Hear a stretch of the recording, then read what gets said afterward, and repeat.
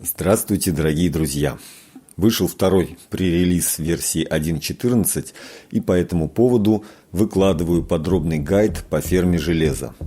Этот вариант уже окончательный и будет работать на 1.14, так как все прекрасно знают, что в пререлизах не меняют механику. Все материалы и идеи предоставлены нашим другом Инсургента, за что ему огромное спасибо. Вся теория тут проверена на практике. Каждый элемент подтвержден неоднократными экспериментами. В общем, смотрите и слушайте, и если вдруг возникнут какие-то вопросы, то в комментариях к видео я, да и сам разработчик схемы, готовы пояснить любые непонятные моменты. Начнем с самых основ. Для создания полноценной деревни, где гарантированно будут спавниться големы, необходимы следующие условия: кровати, блоки профессий, место сбора жителей, другими словами колокол, и непосредственно сами жители. Следующий важный теоретический момент – это площадь, на которой спавнятся големы. Отсчет ведется от колокола во все стороны. Максимальное расстояние составляет 8 блоков. Тут вы наглядно видите все расстояния и расположение плоскостей. Сама высота от колокола тоже ограничена как вверх, так и вниз. Для того, чтобы увеличить место спавна големов, необходимо платформы строить следующим образом.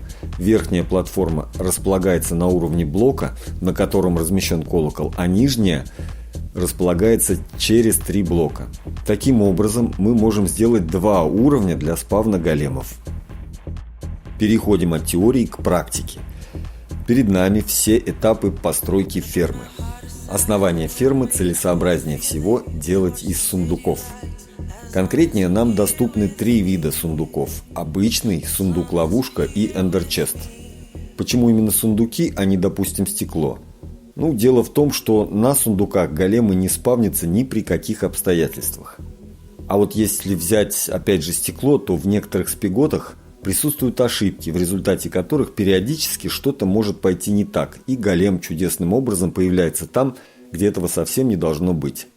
Так что сундуки конкретно от такого недостатка избавят вас гарантированно. Размеры основания должны быть 6 в ширину и, по идее, не ограничены в длину. Но для наглядности делаем площадку 6 на 6. Такой вариант уже работает. На втором этапе стройки обносим основание стеклом. Само собой, цвет стекла никакой роли не играет. Тут все зависит от вашего вкуса и желания. На третьем этапе располагаем кровати. Ставим их таким образом, чтобы вокруг кровати по периметру основания был один свободный блок. Это предотвратит возможное застревание жителей при вставании с койки. Этап 4. Размещение рабочих столов. По идее, можно использовать любые блоки, которые дают профессию жителям, и есть возможность ставить на него колокол. Однако от себя лично рекомендую использовать блок Smithing Table, по-русски кузнечный стол, так как все эксперименты проводились именно с ним. После этого размещаем поверх всех блоков профессий по колоколу. Заранее отвечу на возможный вопрос, зачем столько колоколов и столов. Дело в том, что в первую очередь перед нами стоит задача максимизировать количество лута на единицу времени. И при такой расстановке каждый из жителей имеет поблизости и блок профессий, и место сбора.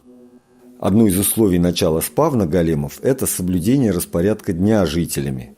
Если в предыдущих версиях достаточно было иметь определенное количество дверей и жителей, то в версии 1.14 помимо конкретных блоков и их расстановки важно, чтобы житель совершил ряд определенных действий, а именно поспал, поработал и пообщался с соплеменниками у места сбора, то есть у колокола. После постройки блока с жителями приступаем к месту спавна големов. На данном участке наглядно показаны места, где будут спавниться големы, и, соответственно, мы должны именно тут обустраивать платформы с текущей водой и местом для сбора лута. Теперь давайте посмотрим готовые рабочие варианты с жителями. Этот образец чисто тестовый. Обратите внимание, что площадь условной деревни здесь не 6 на 6, как я показывал в самом начале, а уже 6 на 21. Как я и говорил, ширина всего 6, а длина зависит только от вашего терпения и мощности компьютера. Помимо прочего, тут выяснялся важный вопрос: обязательно ли разводить деревни на расстоянии 70 блоков или можно лепить их впритык? Эксперимент показал, что можно, и теперь расстояния между деревнями роли не играют. Следующий вариант – это ферма с деревней 6 на 10. Тут инсургенты набирал статистические данные по количеству лута и возможным закономерностям в процессе спавна. Это вариант на 20 жителей, и по луту он равнозначен старой ферме прошлых версий. Результаты нам с вами видны на табличках. Здесь же две группы сундуков с лутом, которые дают нам представление, сколько железа и цветов за час времени получается с этого образца. Причем, как видите, было два эксперимента. Это чистый час времени в режиме АФК и с использованием скипа ночи. Естественно, при выполнении второго условия доход сильно увеличился. Скипом ночи время, отведенное на эту ночь, пропускается, и это влияет на количество лута непосредственно потому, что жители спавнят големов утром перед работой и вечером после работы. Такой вариант приемлем на сервере, если все игроки будут ложиться спать. А с версии 1.13, когда появились фантомы, спать стало просто необходимо. И заключительный вариант, оптимальный, на мой взгляд, для серверов выживания. Это уже комплекс из 4 ферм. Такая схема обеспечит железом ни одного игрока. Эта система при скипах ночи по производительности обгоняет знаменитую систему Феникс от Танготека, которую строил Мел во втором сезоне Ластаска. Тут 4 блока, каждый из которых в основании 6 на 32. Доход же за скипом ночи и без него вы видите сейчас на экране. Цифры вполне достойные. Замечу также, что комплекс получается более производительный, чем комплекс из 27 ферм на версии 1.12, который я вам показывал в обзорном видео про сервер Emerald Cubes во второй серии про Apex.